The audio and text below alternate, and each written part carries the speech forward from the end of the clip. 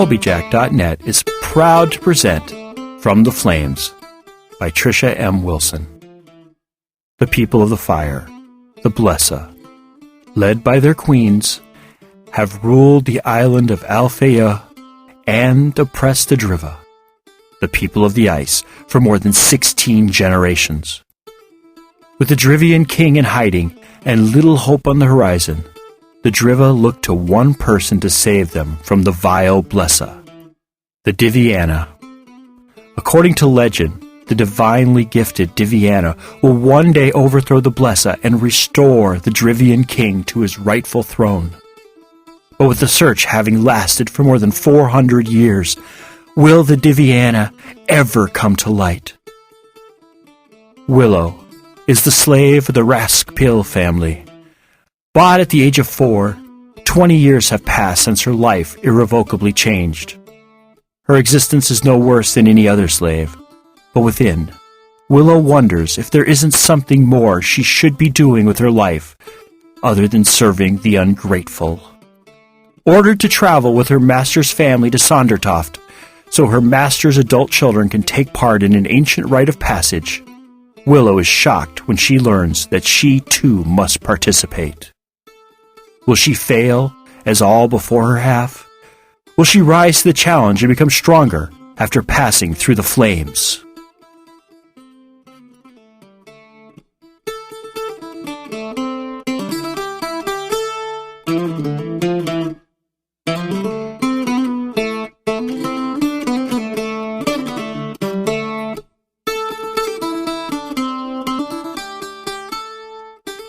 From the Flames, Episode 10. As Willow gathered up her only possessions, Mistress Brigida walked back over to the door and flung it open.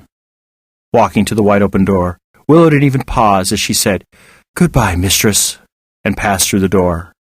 The door slamming behind her was Mistress Brigida's only response. In a trance, Willow walked down the stairs and turned toward the front door of the inn. She never made it. Hands suddenly grabbed her and dragged her under the stairs. Before she knew it, the owners of the hands threw her against the wall. 2 figures blurred in the darkness which surrounded them all, blocked Willow's view of the room, and the room's view of her. "Look who we have here, sis," Ricky said nastily, a fey gleam in his eyes. "Yeah, it's the little liar and thief," Naya replied in the same tone, and with the same look in her eyes. "What do you think you were doing today, slave?"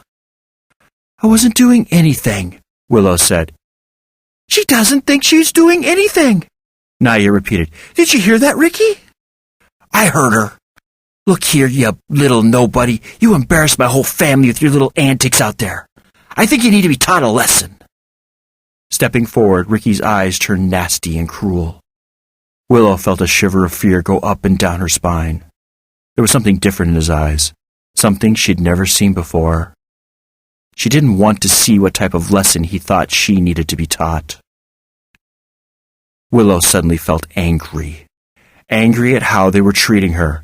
Angry at how they had always acted like she wasn't anything other than a cleanup of their messes, a coverer for their lateness, a server for their wants and needs.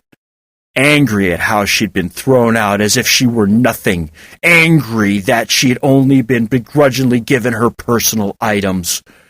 Angry at these 2 ungrateful brats and all the brutality they'd put her through.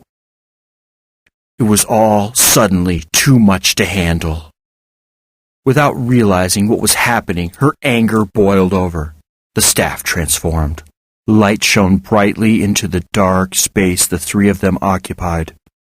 The twins stepped back, shielding their eyes. The glare forced them to avert their gaze. Willow followed them, advancing upon the terrified twins, and growled, "You listen to me. I am not nobody. I never was, and I'm sure as hell not nobody now. I could do things to you that would make you unrecognizable to your parents. But I'm not that type of person. I'm better than you and your parents, and I'm not an embarrassment. You are the embarrassment to your family.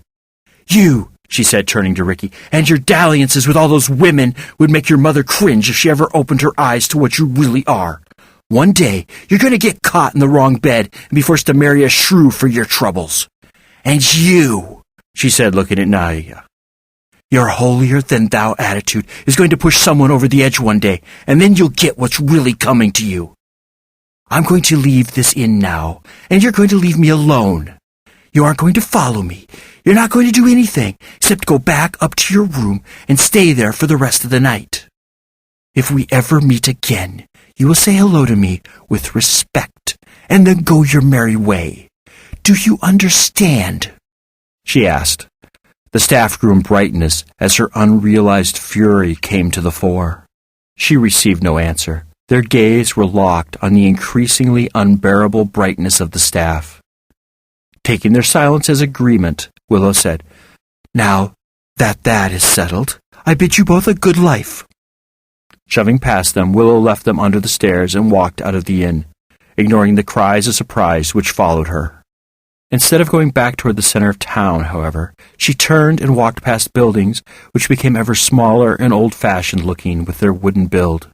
Willow followed these homes as they climbed up the hill. As she walked, the houses grew fewer, gradually replaced by trees which grew taller the farther from town she went. She didn't know where she was going, but she did know she couldn't stay in town with all those eyes watching her. She didn't stop until the homes disappeared and the forest completely surrounded her. Looking around, not a soul could be seen, and not 1 inch of the town was visible.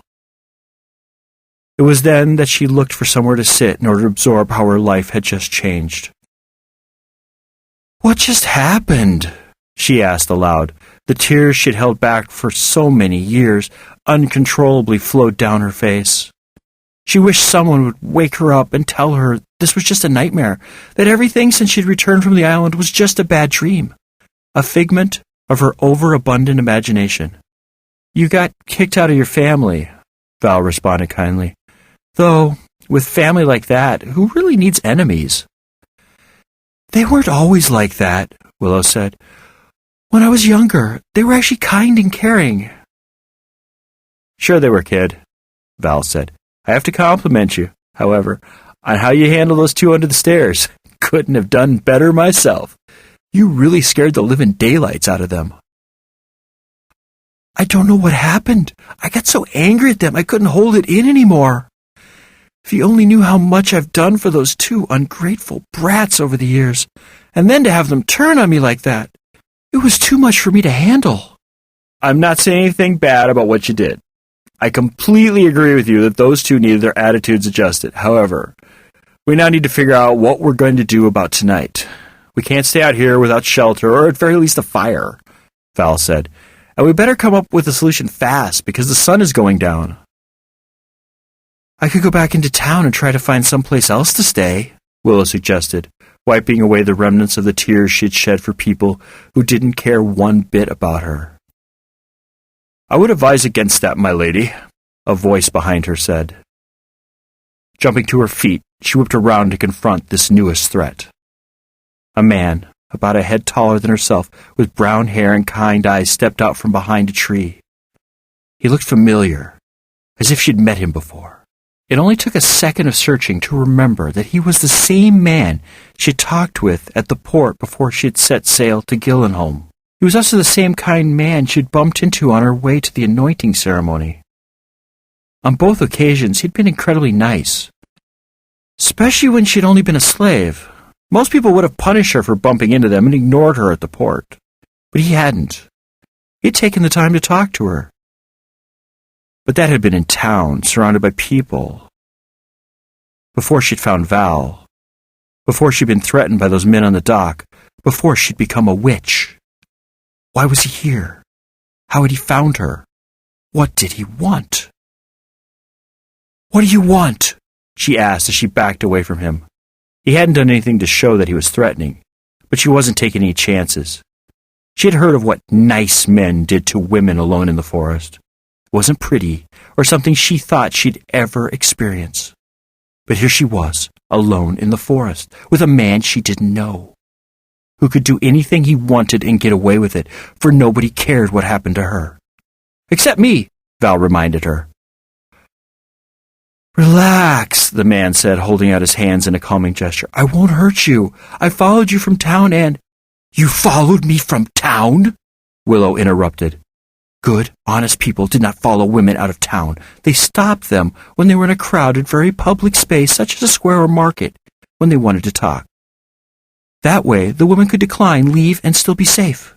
They only followed these gentlemanly practices, however, if they didn't have any evil ideas in mind for the woman in question. If he'd wanted to talk, why had he waited until she was alone? Why had he followed her? Willow took a few more steps back and tried to prepare herself for anything. Then Willow heard Val's words. Calm down, Willow. I sense he has something very important to tell you, which you won't find out if you run. Hear him out, then decide what to do. Who are you? Why did you follow me? Willow demanded to know. She put Val in front of her and gripped him with 2 hands.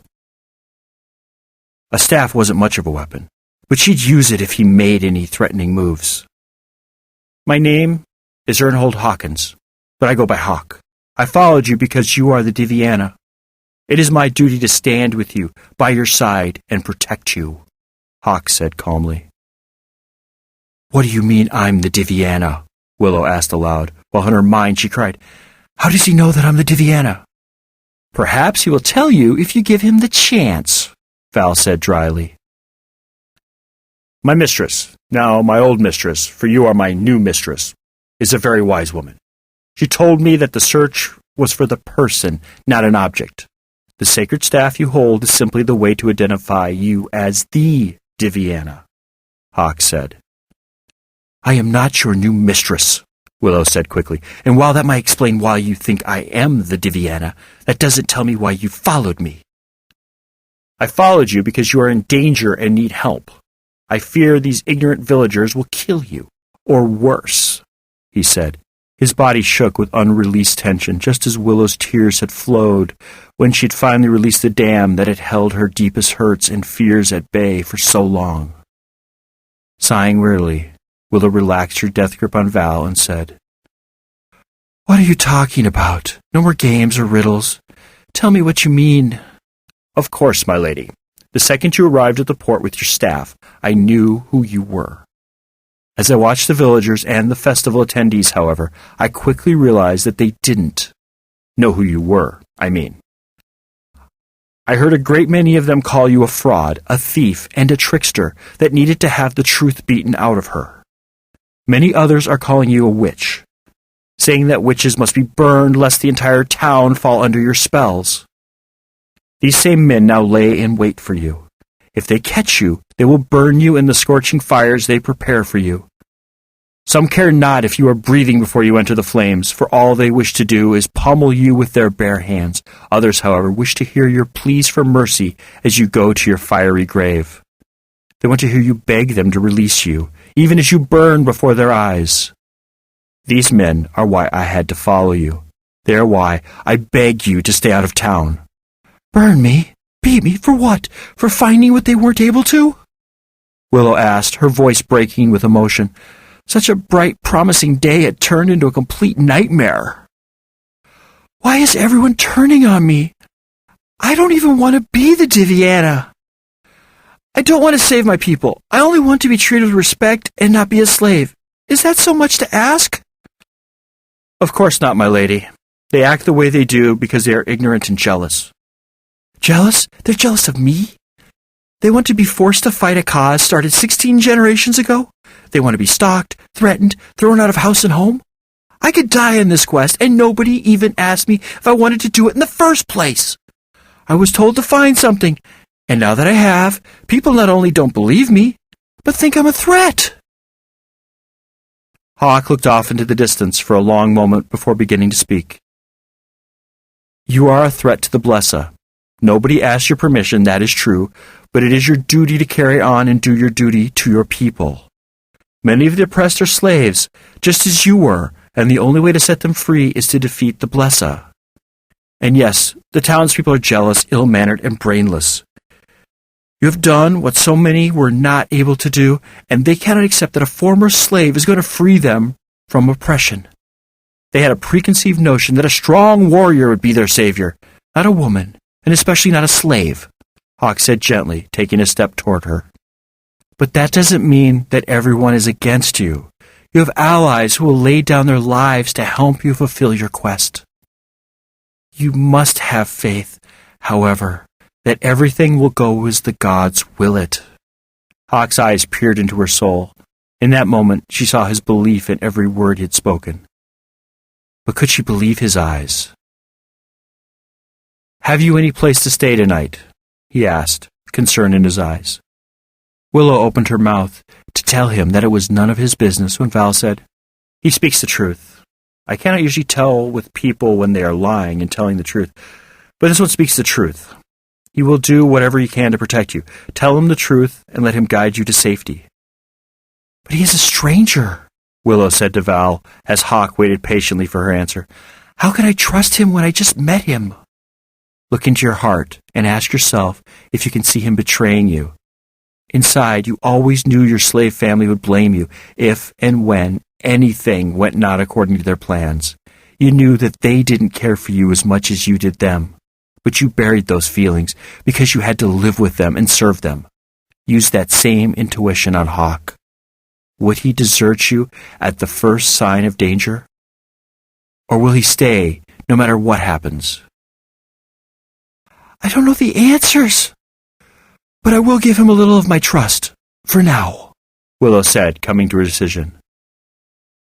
"No," she said aloud in answer to Hawk's question. "My slave family has decided that I am a disgrace to them and want nothing to do with me.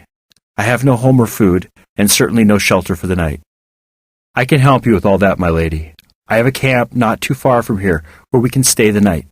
Nobody will be able to find you even if they do come searching for you. As to food, I have plenty, and I would gladly share it with you. Tomorrow we can discuss what your plans are and how I may be of some assistance. Come," he said, turning away from the town. "The camp is not far." Willow walked beside Hawk and ate the dried apples he gave her as they made their way to the camp.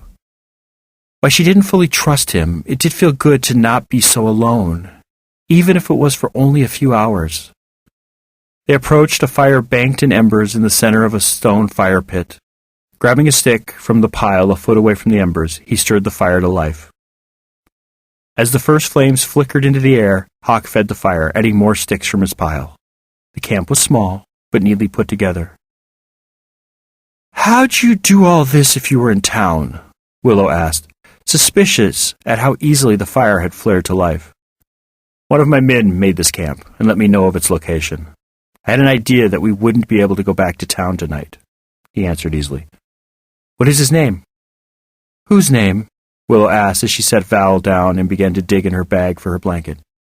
"The spirit who inhabits the sacred staff," Hawk said, bringing over another blanket for Willow to use before he knelt to tend the fire.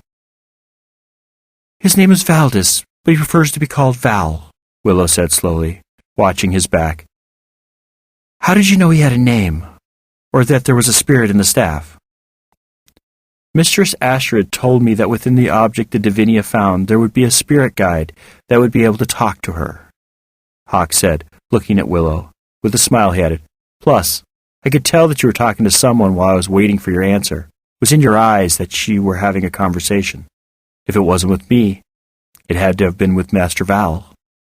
"No, Master, boy," Val said. "Just plain Val. Tell him, Willow, just Val." "He says that he would prefer if you left out the master part and just called him Val," Willow said with a smile, relaying the message. "Of course, my lady," Hawk said with an answering smile. "Willow," she said before she could stop herself. "I'm kind of like Val. No, my lady, just Willow." "If that will make you more comfortable," Hawk said. Seeing Willow yawn, he said, "It has been a difficult and exciting day. You need your sleep. Good night." "Good night," Willow said softly, closing her eyes and falling almost immediately into an exhausted sleep.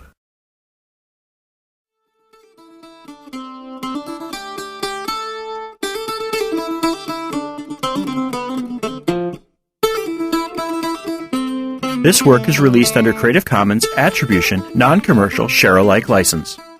Do what you want with it. Remix it, re-record it, transcribe it, share it. Just don't sell it or change the terms of the license. Your creation must be released under an attribution, non-commercial, share-alike license. Thank you for listening and have a nice day.